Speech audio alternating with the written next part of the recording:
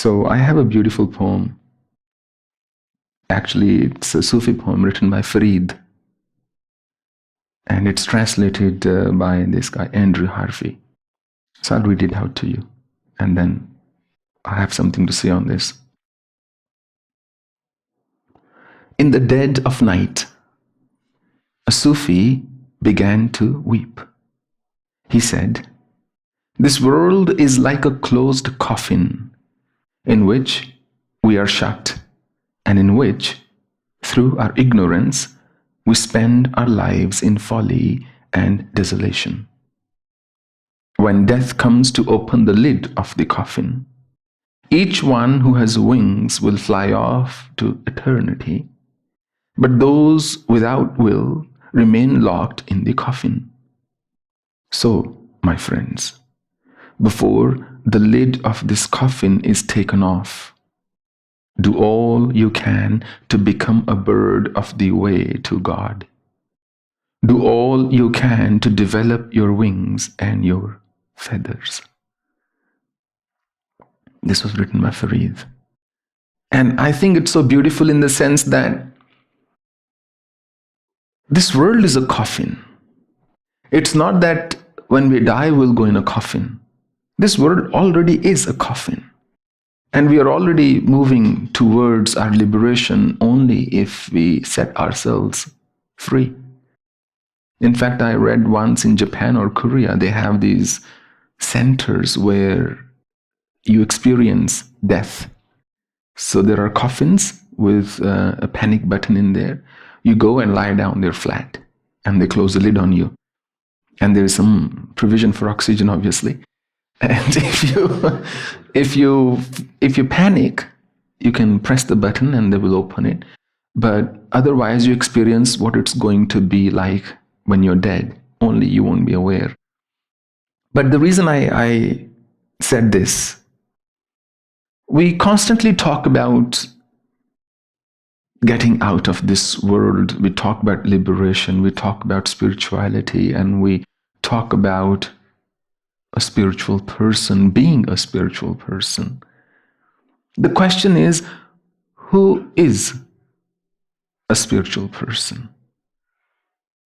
How to identify a spiritual person? For example, let's say a father who's very soft with his kids, does everything for the family, but outside he's very stern and things like that. He even beats people up. Is he a spiritual person or is he not a spiritual person?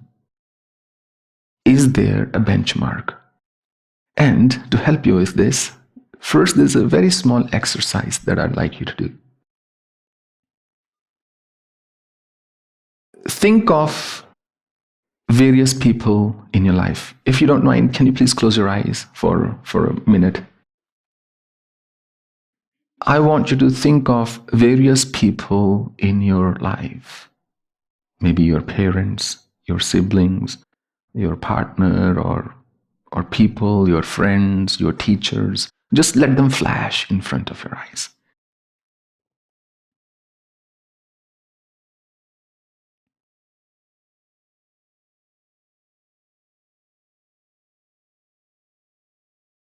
Now, what are you feeling right now? Just reflect on it. What are you feeling in your body?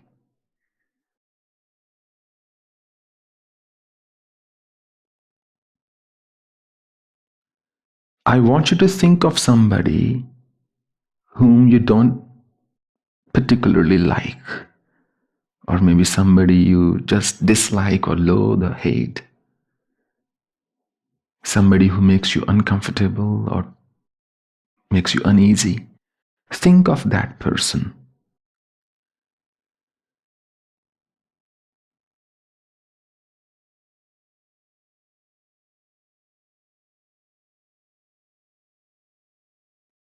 What are you feeling now in your body? Around your forehead, near your hands, around your eyes, cheeks, ears, just in your stomach. You're thinking of somebody you don't necessarily like.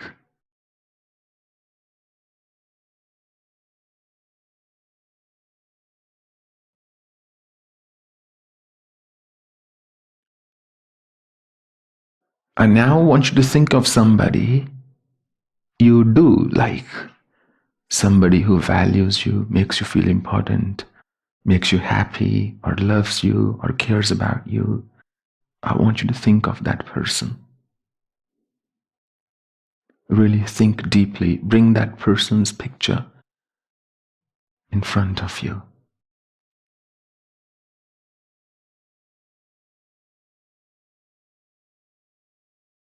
What are you feeling now?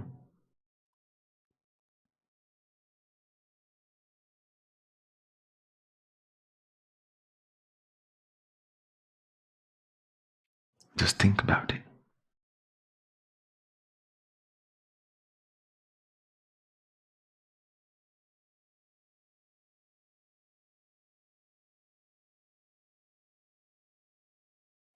Okay, you can open your eyes.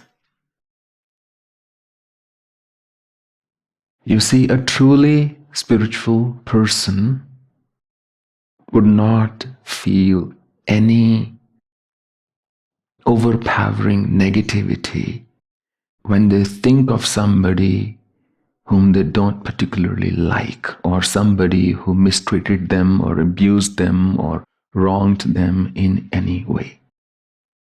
A non-spiritual person will experience different emotions. That person is not with you right now.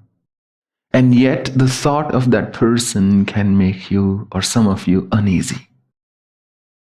This means you are holding some resentment in your heart about that person.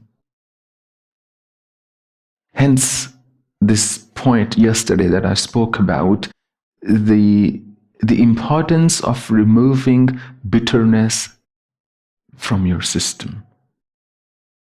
If you have bitterness, think about it. Somebody who's not even here, somebody who's not speaking to you right now, can make you feel uneasy. That person can take your smile away, can snatch it without even being here. How does that happen? That simply shows a weakness of your own mind.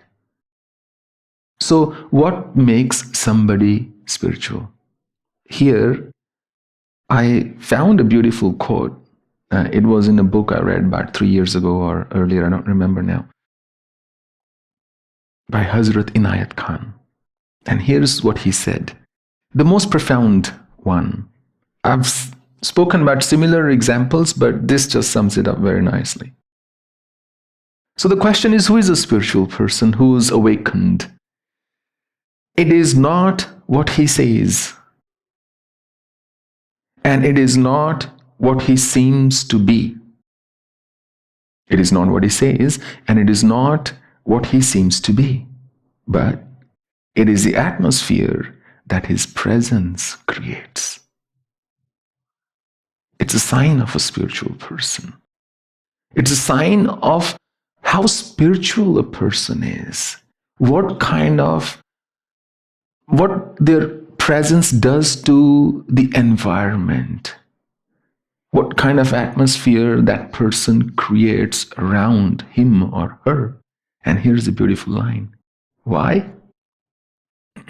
For no one can create an atmosphere. No one can create an atmosphere which does not belong to his spirit. Look how deep, how beautiful.